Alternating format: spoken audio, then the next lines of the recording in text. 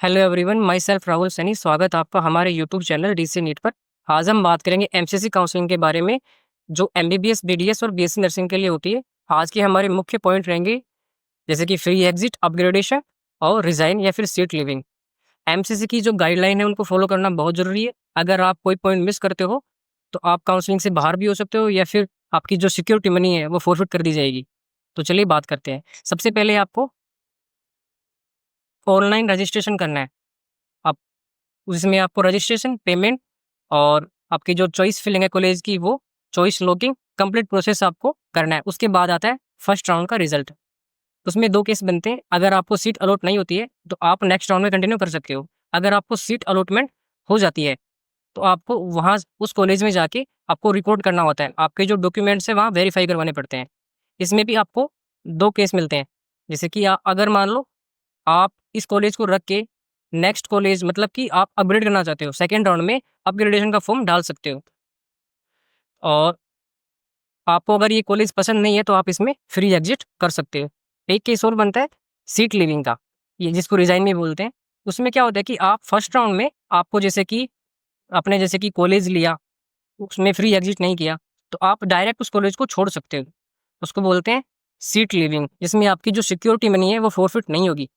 Security money जो seat living में second round से शुरू होती है, सेकंड राउंड जो बाकी के राउंड होते हैं ना, उसमें आपको सिक्योरिटी मनी फोरफिट कर दी जाती है। ठीक है, अब बात करते हैं सेकंड राउंड की। सेकंड राउंड में क्या आपको फ्रेश रजिस्ट्रेशन देखने को मिलता है। जो पुराने कैंडिडेट हैं वो इसमें पार्टिसिपेट कर रहे हैं और जो न्यू कैंडिडेट हैं वो भी इसमें पार्टिसिपेट कर सकते हैं। सेम टू सेम सारा प्रोसेस होगा फर्स्ट राउंड की तरह। उसके बाद आएगा सेकेंड राउंड का रिजल्ट। उसमें भी आपको फिर से वही 2 केस देखने को मिलते हैं। अगर आपको मान लीजिए सीट अलॉट नहीं हुई है तो आप वैसे ही एग्जिट माने जाते हो, और जो मोपअप राउंड होता है उसमें आप अपना काउंसलिंग को कंटिन्यू करते हो। मान लीजिए आपको अगर ये कॉलेज अपग्रेड हो गया है तो आप जो अपग्रेड हुआ कॉलेज है वहाँ जाकर आप अपने जो डॉक्यूमेंट्स हैं वो वेरीफाई करवा सकते हो और वहाँ पे एडमिशन को कंटिन्यू कर सकते हो। मान लीजिए आपको सीट अलॉट हुआ है बट आपने वहाँ पे रिपोर्ट नहीं किया है, तो आपका जो सिक्योरिटी मनी है वो फोरफिट कर दिया जाएगा। आपको नेक्स्ट राउंड में फिर से अपना रजिस्ट्रेशन और सिक्योरिटी मनी डिपॉजिट करना पड़ेगा।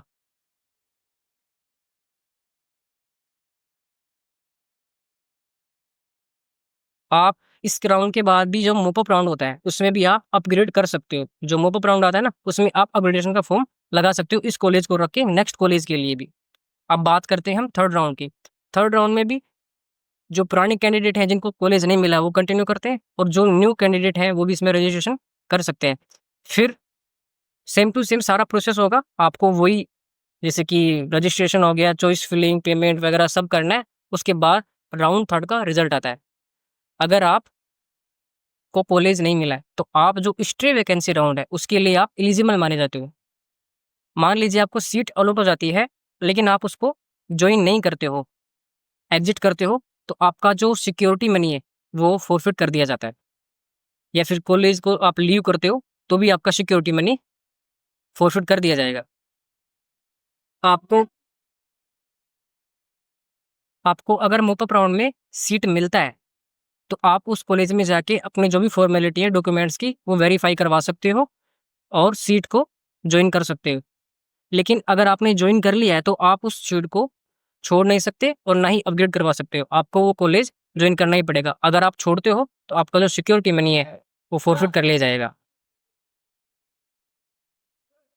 अगर आपने जो मतलब कि इस कॉलेज को अपग्रेड करवाया है तो आपको ये कॉलेज है वो ज्वाइन करना पड़ेगा। आप इसको छोड़ नहीं सकते। अब बात करते हैं स्टे वैकेंसी राउंड की।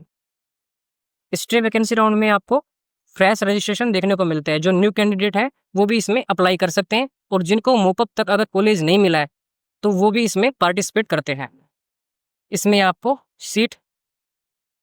अगर सीट अलॉट हुई है लेकिन आपने अगर ज्वाइन नहीं किया है तो आपका जो सिक्योरिटी मनी है वो फोरफिट होगा, और 1 साल के लिए आप नीट से डीबार कर दिए जाओगे। यानी कि नेक्स्ट ईयर आप नीट एग्जाम नहीं दे सकते। ठीक है, तो इस बात का विशेष ध्यान रखना आपको। अगर आपको कॉलेज मिला है और आपने उसको ज्वाइन किया है सीट कॉलेज, और यानी कि एक बार ज्वाइन करने के बाद इसमें आपको रिजाइन करने को नहीं मिलेगा।